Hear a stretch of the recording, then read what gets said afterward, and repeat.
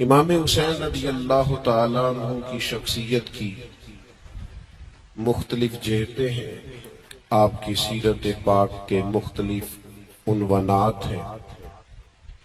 آپ کا جو فلسفہ ہے اور آپ کا جو اقدام ہے اور آپ کا جو میدان سجانا ہے وہ بہت ساری گہرائیاں اپنے دامن میں رکھتا ہے، اور امام علی مقام رضی اللہ تعالیٰ عنہ کی فکر کھڑا ہونے کی فکر ہے، مضبوط ہونے کی سوچ ہے، نظریاتی زندگی گزارنا اور نظریاتی سرحدوں کا محافظ بننا، یہ امام حسین کا پیغام ہے۔ ہمارے ماحول میں اس طرح ہوتا ہے کہ کچھ لوگ ایسے ہوتے ہیں جو سوسائٹی میں اپنے آپ کو قانون سے ماورا سمجھنے لگتے ہیں۔ ان کا یہ مزاج بن جاتا ہے کہ ہم چونکہ ایک بہت بڑی شخصیت ہیں، ہم چونکہ وی آئی پی پرسنالٹی ہیں اور ہمارے ڈھیروں اور ہزاروں اور لاکھوں میں جاننے پہچاننے اور محبت کرنے والے ہیں، لہذا شاید ہمیں کسی قانون اور کسی زاویے کا پابند نہیں ہونا چاہیے۔ تو یہ سوچ بڑی خطرناک ہوتی ہے۔ معاشرے میں ایک آدمی بھی جرم کر کے جب بچ جاتا ہے یا اپنے آپ کو بچانے میں کامیاب ہو جاتا ہے، اس کا اثر پوری سوسائٹی پہ پڑتا ہے، اس کے نتائج بڑے خوفناک نکلتے ہیں۔ ایک چور کے بچ جانے سے پورا شہر غیر محفوظ ہو جاتا ہے۔ آپ نے ایک قاتل کو کھلی چھٹی دے دی، اس کا مطلب یہ ہے کہ آپ نے بہت سارے انسانی اور قیمتی جانوں کو داؤ پہ لگا دیا ہے۔ اب تو اس کا دل کھل جائے گا، وہ جس کو چاہے گا جہاں چاہے گا۔ تو نتیجہ یہ نکلتا ہے کہ اگر قانون کی پاسداری نہ کی جائے، کچھ لوگ اس سے ماورا ہو جاتے ہیں۔ یہ جو سوچ ہوتی ہے نا بادشاہوں کی سوچ، ان کا خیال ہوتا ہے کہ ہم کسی قاعدے کے پابند نہیں ہیں۔ اسلام میں جو خلافت پر زور دیا ہے تو خلیفہ جو ہوتا ہے وہ تو نائب ہوتا ہے، صرف اللہ اور اس کے رسول کے احکامات طے شدہ ہے، اس نے بس نافذ کرنا ہوتا ہے۔ اس لیے مسلمانوں کے ہاں بادشاہ نہیں ہوتے، مسلمانوں کے ہاں امیر ہوتے ہیں، خلیفہ ہوتے ہیں، جو صرف اس نظام کو نافذ کرتے ہیں۔ امام علی مقام سیدنا امام حسین رضی اللہ تعالیٰ عنہ جب میدان میں نکلتے ہیں تو امام حسین رضی اللہ تعالیٰ عنہ فرماتے ہیں کہ میں ان لوگوں کے خلاف نکلا ہوں جنہوں نے حدود اللہ کو توڑا ہے، جو اللہ کی حرام کردہ کو حلال کہتے ہیں۔ میں ایسے لوگوں کے خلاف برسر پیکار ہوں جو حدود کے قیام میں رکاوٹ ہے، جو اپنے آپ کو ماورا سمجھتے ہیں۔ تو امام علی مقام رضی اللہ تعالیٰ عنہ نے مضبوط اور بھرپور جد و جہد کی۔ ایک ہوتا ہے کسی شخص کے گھر کی دیوار گرانا، اس کی حکومت گرانا، اس کے محل کو گرانا۔ ایک ہوتا ہے کسی کی سوچ کو اور اس کے نظریے کو دفن کرنا۔ امام علی مقام رضی اللہ تعالیٰ عنہ کا کمال یہ ہے کہ امام حسین نے یزید کو اور اس کے نظریے کو دفن کر دیا۔ قانون کی بالادستی، خلافت کا قیام اور چھوٹے بڑے کی تفریق ختم کر کے شریعت کے دائرے میں لانا، سب کو حدود کا پابند کرنا، اس کو امام علی مقام رضی اللہ تعالیٰ عنہ نے عملی جامہ پہنایا اور نظریاتی سرحدوں کو ہمیشہ کے لیے مضبوط کر دیا۔ قرآن مجید میں اللہ تعالیٰ نے اس بات کا بیان فرمایا یا ایھا الذین آمنوا کونوا قوامین بالقسط، اے ایمان والو انصاف کے لیے کھڑے ہو جاؤ، شہداء للہ، لیکن یہ گواہیاں تم نے اللہ کے لیے دینی ہے، کہ تم نے سٹینڈ لینا ہے، یہ جو تم نے انصاف کے لیے کھڑے ہونا ہے یہ اللہ کی رضا کے لیے تم نے کھڑے ہونا ہے۔ اور تم کھڑے ہو جاؤ، تم سٹینڈ لے جاؤ، تم مضبوط ہو جاؤ، تم ڈٹ جاؤ اللہ کی رضا کے لیے۔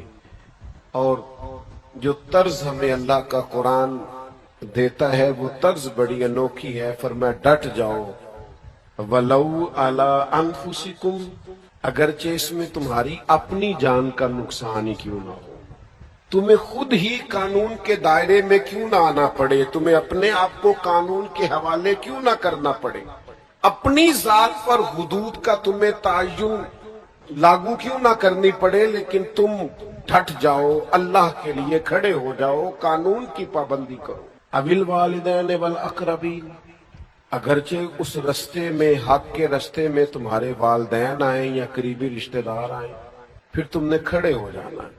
پھر تم نے اپنی ذات کو نہیں دیکھنا، اپنے قرابت کو نہیں دیکھنا، اپنے والدین کو نہیں دیکھنا۔ حق کے لیے، انصاف کے رستے میں، اللہ کی رضا کے لیے کھڑے ہو جاؤ۔ پھر ارشاد فرمایا ان یکن غنیا او فقیر، فرمایا اگرچہ اس رستے میں کوئی غنی آئے او فقیرہ، یا کوئی فقیر آئے، کسی مالدار کو نہیں دیکھنا کہ اس پر حد آ رہی ہے تو اس کے پیسوں کے روب کے نیچے آ جانا، اور کسی غریب کو دیکھ کر ترس بھی نہیں کھانا کہ میں فیصلہ کرنے لگا ہوں تو چلو تمہارا بندہ ہے، غریب آدمی ہے، میں تجھے چھوڑ دیتا ہوں۔ یہ کام نہ کرنا۔ جب حد کی باری آئے تو امیر آئے یا غریب آئے، قانون سب کے لیے برابر ہے۔ اور اگلے لفظ جو قرآن مجید نے بیان فرمائے وہ سمجھنے والے ہیں۔ فرمایا فَاللَّهُ اولا بہما، تم خیر خواہ نہ بنو، اللہ تم سب سے بڑھ کے ان کا خیر خواہ ہے۔ امیروں کا بھی اور غریبوں کا بھی رب خیر خواہ ہے، تم قانون کی پابندی کراؤ، تم نہ خیر خواہ بنو۔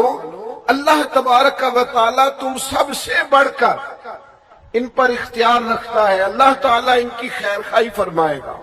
خواہشات نفس کی پیروی نہ کرو، ان تعدلوا کہ تم عدل ہی نہ کر سکو۔ اپنی خواہشات نفس کے پیچھے اس طرح نہ لگو کہ عدل کا رستہ چھوڑ جاؤ۔ چھوڑ دو اپنی خواہشات کو اور انصاف قائم کرو اس رستے میں، چاہے تمہاری اپنی جان آئے، ماں باپ آئیں، رشتہ دار آئیں، امیر آئیں، غریب آئیں، انصاف کے لیے کھڑے ہو جاؤ۔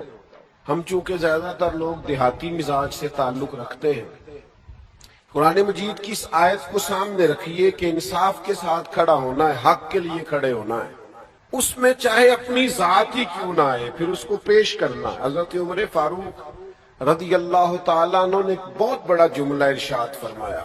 آپ فرمانے لگے میں نے اپنے نبی پاک صلی اللہ تعالیٰ علیہ وسلم کو قصاص کے لیے اپنے آپ کو پیش کرتے ہوئے دیکھا ہے۔ حضور نے اپنے آپ کو قانون کے سامنے پیش کیا۔ صفے سیدھی کراتے ایک صحابی کو درہ لگ گیا یا نیزہ لگ گیا تو حضور علیہ السلام نے اپنے بدن نور سے کپڑا ہٹا دیا، فرمایا آؤ تم بدلہ لے سکتے ہو، تمہیں تکلیف ہوئی ہے۔ تو حضرت عمر فرماتے ہیں اگر مدینے والے محبوب اپنے آپ کو قصاص کے لیے پیش کر سکتے ہیں تو پھر باقی کون ہے جو اپنے آپ کو ماورا سمجھتا ہے؟ پھر وہ کون ہے جو کہتا ہے مجھ پہ نافذ نہیں ہو سکتا، میرے اوپر آپ حکم نہیں چلا سکتے؟ سب سے پہلے تو اپنی ذات سے شروع کرنا ہوگا۔ نبی پاک علیہ السلام نے خود ارشاد فرمایا اگر میری وجہ سے کسی کو تکلیف پہنچی ہو تو میں حاضر ہوں، بدلہ لے سکتا ہے۔ اگر حضور اپنے آپ کو پیش کرتے ہیں تو ہما چما کس کھاتے میں؟ ہمارے ہاں وہ جو فکری تضاد ہے، مطلب ہم یہ چاہ رہے ہیں پوری دنیا پہ دین نافذ ہو جائے، لیکن کہیں نفس کی خواہش یہ کہتی ہے کل دنیا پہ ہو، میرے اوپر نہ ہو۔ تو معاذ اللہ آپ اپنے آپ سے پہلے سوال تو کر لیں، آپ اس کٹہرے میں آنے کو تیار ہیں؟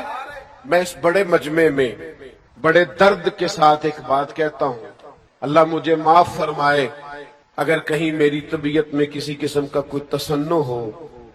میں نے بہت پہلے کہا تھا کہ بہت بڑی گدیوں کے وارث پیر نہیں چاہتے کہ ملک میں دین نافذ ہو جائے، نہیں چاہتے، اس لیے کہ انہیں کٹہرے میں آنا پڑے گا، انہیں اپنی اربوں خربوں کی جائیداد کا حساب دینا پڑے گا۔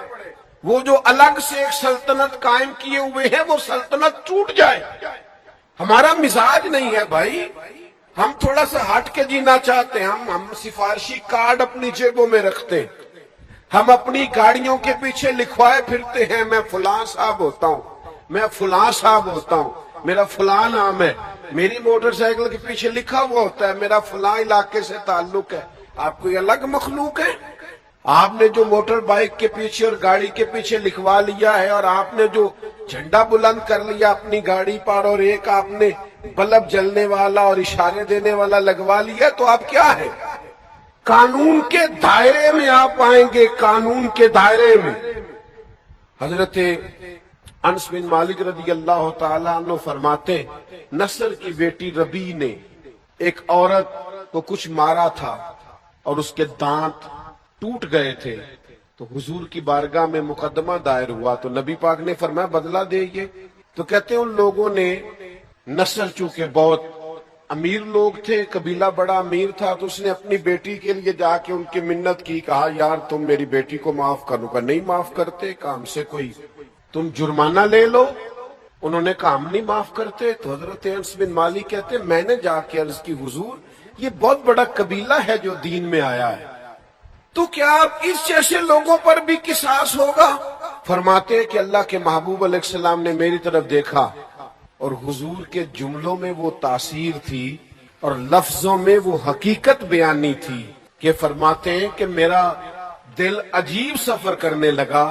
حضور فرمانے لگے انس تم سے پہلی قومیں اس لیے تباہ ہوئی تھی کہ غریب جرم کرتا تھا تو سزا ملتی تھی اور امیر جرم کرتے تھے تو رہا کر دیے جاتے تھے۔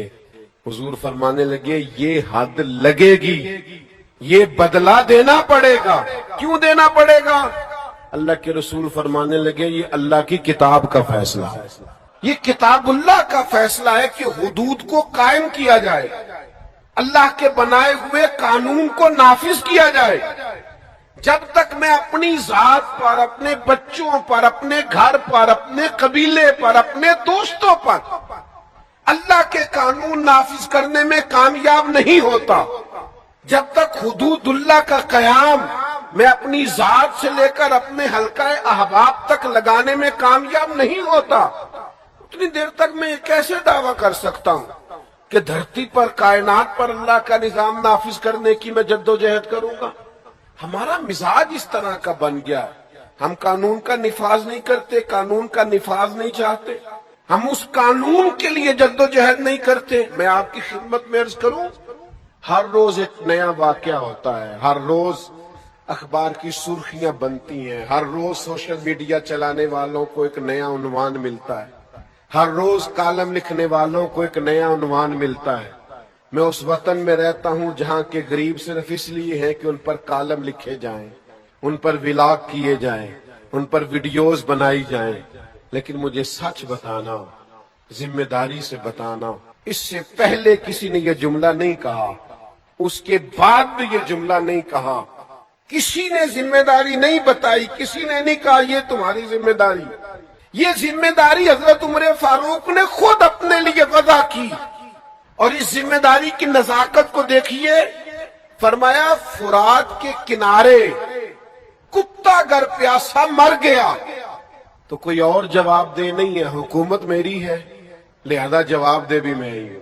اللہ کے حضور مجھ سے پوچھا جائے گا حکومت تیری تھی، یہ کیا بات ہوئی، میں نے فلانا معطل کر دیا، میں نے فلانا معطل کر دیا؟ نہ ادھر ادھر کی تو بات کر، یہ بتا کہ قافلہ کیوں لٹا؟ مجھے راہزنوں سے غرض نہیں، تیری راہبری کا سوال ہے۔ خدا را کچھ خیال کریں، چیزوں کو سمجھیں۔ جب تک ہم سب قانون کی پابندی کے قائل نہیں ہیں۔ میں ایک دفعہ جا رہا تھا تو میرے ڈرائیور نے اوور سپیڈ، اس نے گاڑی وہ چلا رہا تھا، روک لیا ہمیں، انہوں نے کہا جی آپ کی سپیڈ زیادہ ہے، میں نے کہا بالکل زیادہ ہے، مجھے دیکھا او ہو پیر صاحب میں آپ جائیے، میں نے کہا جناب ایسا نہ کریں، تھوڑا سا نا پیر صاحب کے ڈرائیور کو بھی سبق دے دیں، ذرا آئندہ احتیاط سے چلیں۔ آپ وہ جو سب کے لیے چالان بناتے ہیں وہ بنائیے، آپ یہ ایک نقطہ ذرا لگائیے تاکہ ہمیں احساس ہو، آپ ہمیں ماورا نہ کیجیے، آپ ہمیں اس چکی سے گزاریے، ہمیں احساس دلائیے۔ میں ایئرپورٹ میں اترا کسی جگہ سے، کسی ملک سے میں لوٹ رہا تھا تو مجھے دیکھ کے اس صاحب نے کہا آپ ذرا آگے آ جائیے امیگریشن کے لیے، تو میں نے کہا پھر کیا ہوگا؟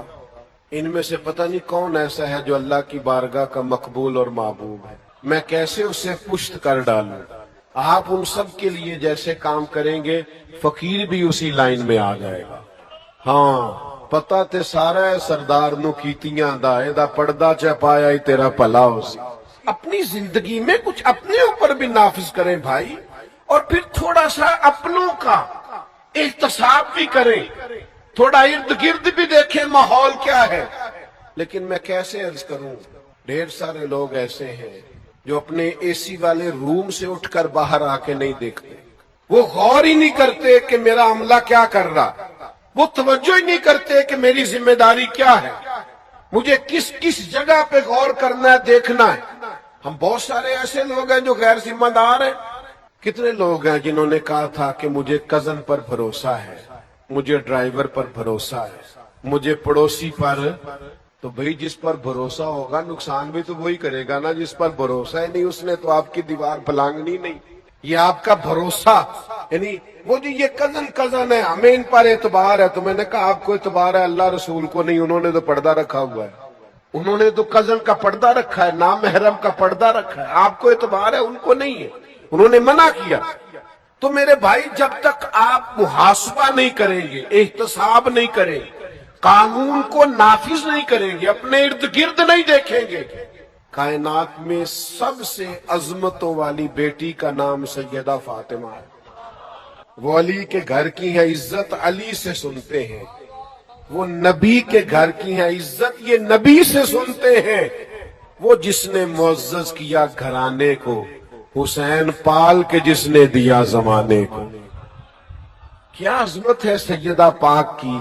लेकिन जरा ये वाला रंग भी देखो ना, हुजूर की आदत मुबारका थी, करीम महबूब किसी सफर पे जाते तो जब तशरीफ ले जाते तो सबसे आखिर में सैयदा फातिमा के घर तशरीफ ले जाते, और वापस आते तो सबसे पहले सैयदा फातिमा के घर आते। रसूल रहमत अलैहिस्सलाम एक सफर से वापस आए, सैयदा पाक के काशाना नूर में तशरीफ लाए, और महबूब ने जैसे ही कदम रखा सामने, तो सामने एक पर्दा लगा हुआ था जिस पर कुछ नक्शो निगार बने हुए थे।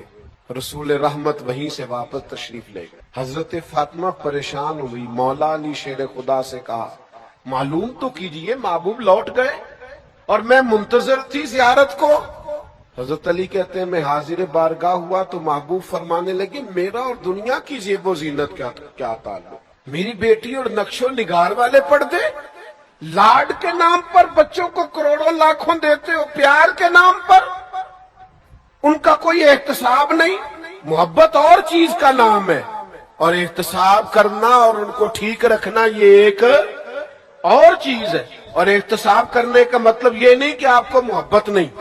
आप हर दफा बच्चे से पूछें वो सौदा लेने गया था तो बकाया क्यों नहीं लाया, आप उसका हिसाब करें तेरे पास इतने थे, और लोग फखर से बता रहे होते मैंने कभी हिसाब नहीं पूछा, तो आपने जुल्म किया है ना, क्यों नहीं पूछा। बेटे से हिसाब पूछे, उसे हिसाब की आदत हो, उसे अपनी जिंदगी में परखना आए।